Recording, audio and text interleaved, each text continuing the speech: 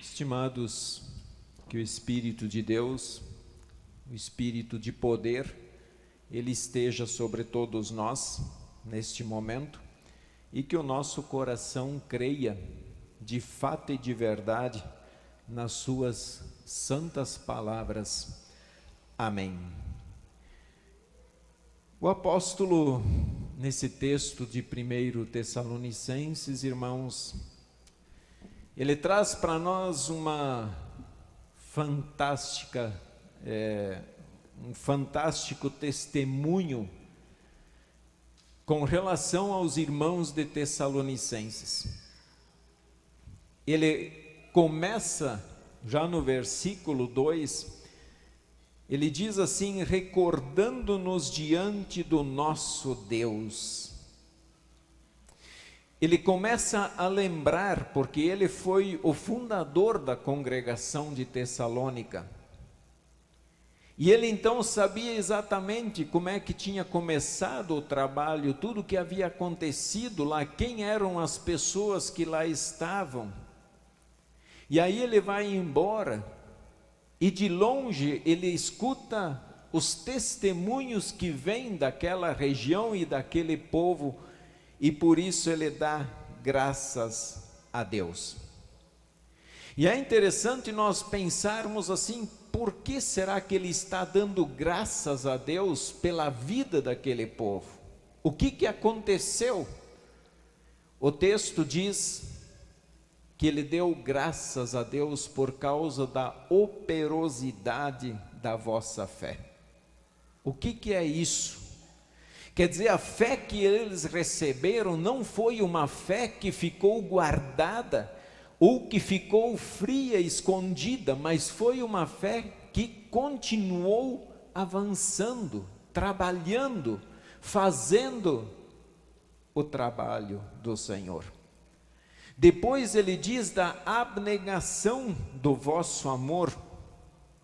O que é isso? Abnegação é negar-se a si mesmo. É negar-se a si mesmo em favor de alguém, em favor de uma missão. E aquele povo estavam, mesmo diante dos sofrimentos, eles estavam negando-se a si mesmos. É aquele amor altruísta que se chama, e que a pessoa faz sem interesse algum próprio. Ele faz para proclamar o Evangelho para a salvação das pessoas. E o terceiro motivo, e da firmeza da vossa esperança em nosso Senhor Jesus Cristo. Quer dizer, podia acontecer o que fosse, a esperança no coração daquele povo sempre estava presente, e eles davam testemunho dessa esperança para as outras pessoas. Então o coração do apóstolo, ele vibra quando ele olha para os seus irmãos e eles estão ativos na fé, ativos no amor, e especialmente em resposta à fé que receberam do Deus Todo-Poderoso. E ainda afirma, porque o nosso Evangelho não chegou até vós tão somente em palavras, mas sobretudo em poder no Espírito Santo. Irmãos, essa frase, ela merece a nossa atenção. Ele diz que não foi em vão que a palavra chegou lá, mas foi em poder no Espírito Santo.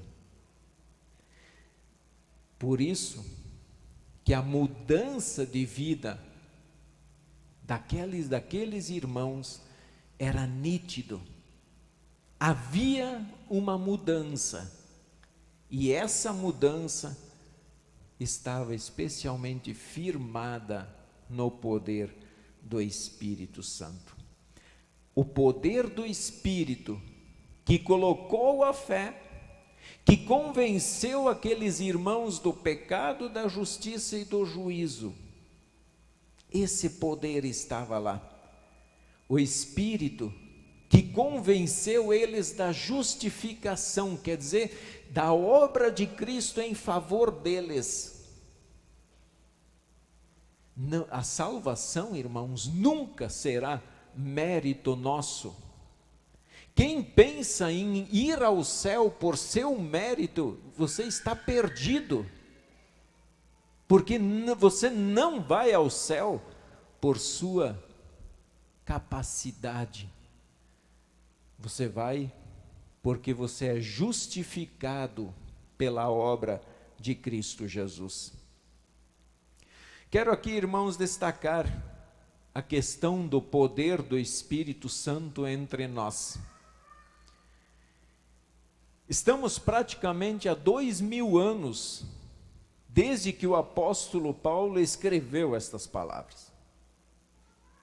Desde que houve a manifestação do Espírito sobre os primeiros cristãos, depois da ascensão de Jesus ao céu. Ele fala do poder do Espírito transformando a vida daqueles irmãos. Hoje, século 21, e eu tenho a impressão que nós vivemos num cristianismo moderno, e que parece que o Espírito Santo hoje ele está guardado em uma gaveta, e que ele não trabalha mais.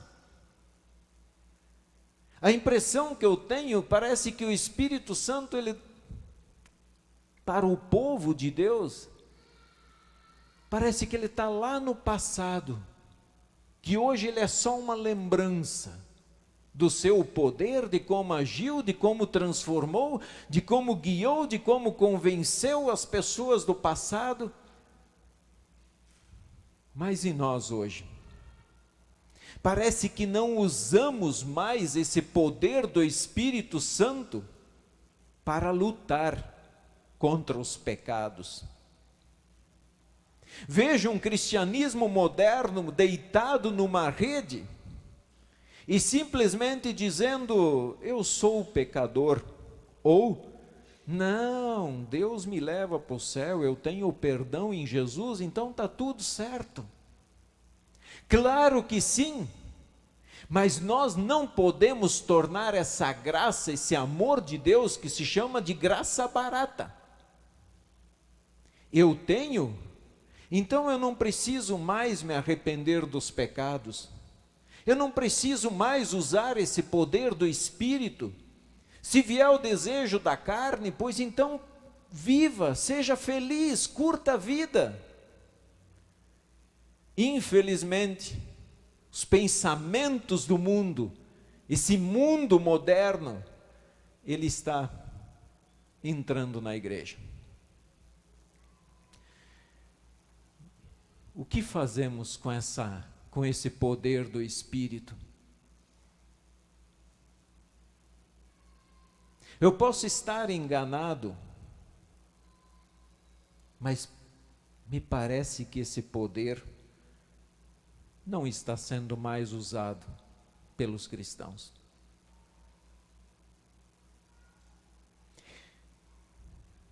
Muitas vezes tentamos justificar a nossa vida de pecado. Arrumamos desculpas para os nossos pecados, em vez de olhar para dentro de nós e simplesmente dizer: Senhor, sê propício a mim, pecador. Graça barata. Quando os cristãos se acomodam na sua vida de pecado, sabem o que é pecado, mas é melhor fechar os olhos e não ver o que é pecado. Ou disfarçar esse pecado, muitas vezes dizendo: eu nasci assim e eu vou morrer assim. Mas aonde está o poder do Espírito na vida dos cristãos hoje? Por que não utilizamos esse poder? Por que não lutamos contra essas modernidades da vida? Se fosse simplesmente modernidade que não afeta a palavra, está tudo certo. Mas a partir do momento que afeta a palavra, aí nós temos um problema. Onde está o poder do Espírito Santo? Às vezes eu penso que nós nem cremos mais que o Espírito tem o poder de criar dentro de nós um novo coração, uma nova vida, uma vida transformada pelo seu poder. Isso tem muito a ver, irmãos, com o texto que segue, dizendo assim: com efeito, vos tornastes imitadores nossos e do Senhor, tendo recebido a palavra, posto que em meio de muita tribulação, com a alegria do Espírito Santo, de sorte que vos tornastes um modelo para todos os crentes na Macedônia e na Acaia. Percebamos, irmãos, como é importante estas palavras. Ele disse assim: vos tornastes modelo para os cristãos. Aquela congregação se tornou modelo para os demais irmãos, pela sua forma de agir, por tudo aquilo que eu disse antes. Firmeza na esperança, mesmo diante das provações e tribulações da vida, mas continuavam firmes no caminho do Senhor. Eles estavam vivendo a fé de tal maneira que agora os outros podiam olhar para eles e dizer: vejam como esses cristãos agem, como eles são modelos, como eles são exemplos para nós. Quando falamos em modelo, nos referimos em alguém que você pensa e que você se espelha. Nós nos espelhamos em pessoas na vida. Outra coisa, você usa um modelo para criar outros objetos. Por exemplo, você quer um coração? Você usa um coração de modelo. Se você gostou desse modelo, então você vai, a partir dele, criar outros modelos. Você vai criar outras peças parecidas com esse modelo. E se você não gostou desse modelo, você vai procurar um modelo que você diz: este sim, esse eu gostei, esse é legal. Talvez, quando você fala em profissão, vou usar aqui esse martelo para representar todas as profissões deste mundo. Quando nós falamos em uma profissão, nós pensamos e decidimos qual profissão queremos seguir. Mas eu tenho certeza que quando nós decidimos por uma profissão, nós temos uma pessoa de modelo que nós usamos para dizer: eu quero ser um profissional igual essa pessoa. Mas não é só em coisas boas que a gente usa modelo. Vou usar esse facão para representar a maldade humana. Até no mundo do crime, tenho certeza que quando alguém está lá dentro, ele usa alguém de modelo para dizer: eu quero ser assim como esse, ou até superar o que ele faz na terra. E hoje nós temos muito nitidamente um modelo de maldade, de crueldade, sem dó, sem piedade, onde vidas estão sendo tiradas de forma absurda. Quando nós falamos em uma mulher, que modelo vem à sua mente? Quando você fala em um modelo masculino, quem é o homem que vem à sua mente? Ao escolher uma profissão, quem você pensa como modelo? Irmãos, com tudo isso, eu estou dizendo assim, os cristãos precisam ser modelos. Os cristãos precisam ser modelos. Eu lembro que uma jovem sempre convidava sua amiga para ir ao templo, para participar do culto. E convidava, e essa moça sempre dizia, eu não vou aceitar, não vou aceitar. Até que um dia, depois de tanta insistência, ela disse assim, mas por que eu deveria aceitar ir ao culto com você? Se você faz exatamente as coisas que eu faço. Se você faz tudo o que eu faço, que modelo que eu tenho, o que eu vou fazer lá? Se nós nos classificamos como cristãos, as pessoas lá fora nos enxergam como cristãos? Como modelos? Ou eles não estão enxergando nada de diferente? No meio de tanta discussão hoje em dia, com muitas coisas para acontecer, alguns preferem dizer, não, nós não podemos nos posicionar. Se nós não nos posicionar, onde é que fica a luz de Deus brilhando na escuridão? Aonde está a diferença de cristão para as pessoas do mundo? Ser modelo, irmãos, exige compromisso. Exige joelho no chão. Exige lágrimas correndo pelo arrependimento. Exige responsabilidade com Deus e com o próximo. Ser modelo cristão significa colocar o reino de Deus em primeiro lugar. Ou nós queremos ser cristãos e colocar Deus lá em quinto. Como alguém um dia disse, para mim em primeiro lugar vem o Estado, depois a família e depois Deus. Eu lamento dizer, mas é um idólatra.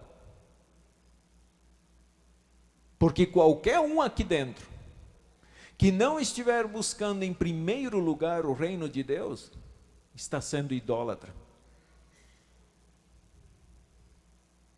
Então, ser modelo no mundo significa, sim, colocar o reino de Deus em primeiro lugar. Significa sofrimento. Se nós achamos que a vida de cristão é um mar de rosas, irmãos, nós estamos errados. Não foi isso que Jesus apresentou para nós. Significa dedicação. Servir ao Senhor com o coração, com a alma, com a mente. Significa, irmãos, colocar à disposição de Deus os dons, nosso dinheiro, nosso tempo para a proclamação do Evangelho. Se o poder do Espírito Santo está em nós, então nós somos modelo. Até nós podemos perguntar que tipo de modelo você quer ser. Aquele modelo que a pessoa diz, eu não vejo nada diferente em você. Você que participa dos cultos, você que se classifica como cristão, eu não vejo nada diferente de você dos demais. Ou você quer ser um modelo que as pessoas vão dizer, olha, nós temos aqui um modelo de cristão. Isso não significa ser melhor do que os outros, tá, gente? Nós não somos melhor do que os outros, mas nós temos que ser diferentes. Certa vez alguém escreveu, os cristãos são a única Bíblia que os incrédulos vão ler. Muita gente não vai ler a Bíblia. eles vão ler a sua vida. Por onde você passar, eles estão lendo a sua vida. E a sua vida tem que estar refletindo a fé em Cristo.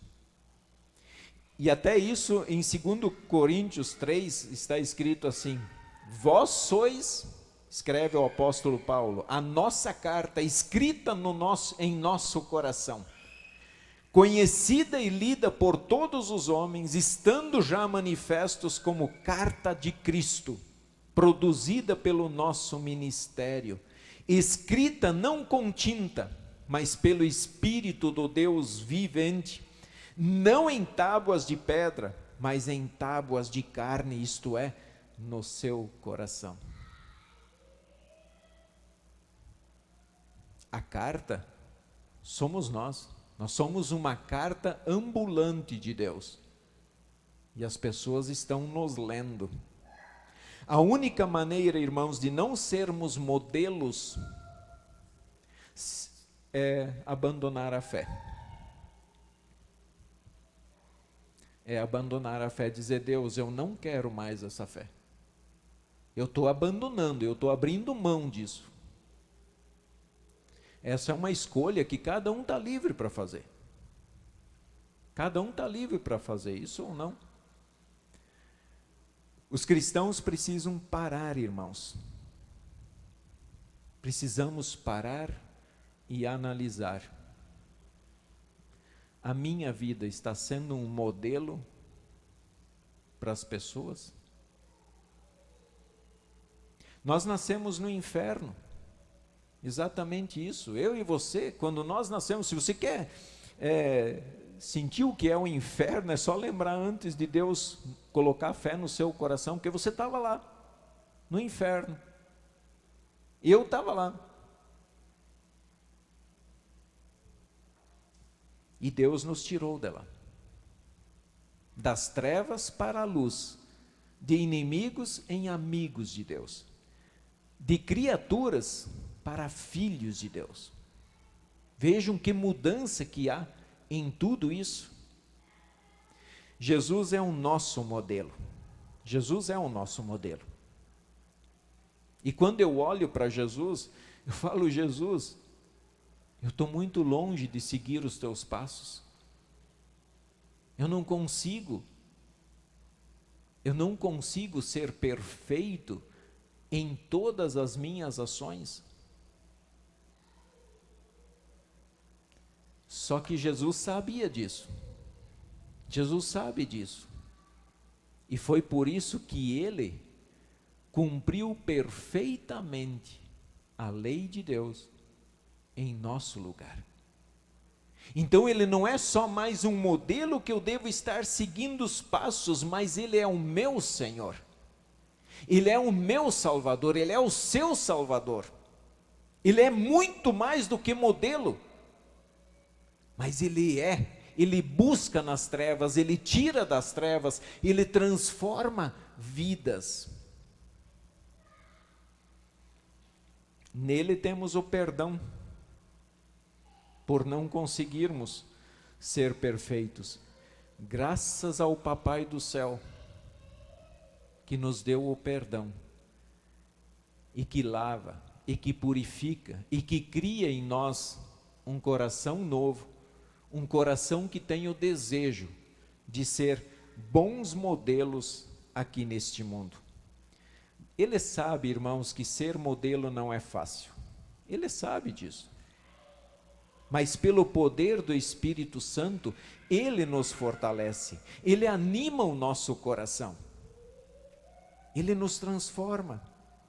E Deus dá força para fazermos o que diz o texto: deixando os ídolos, vos convertestes a Deus, para servirdes o Deus vivo e verdadeiro.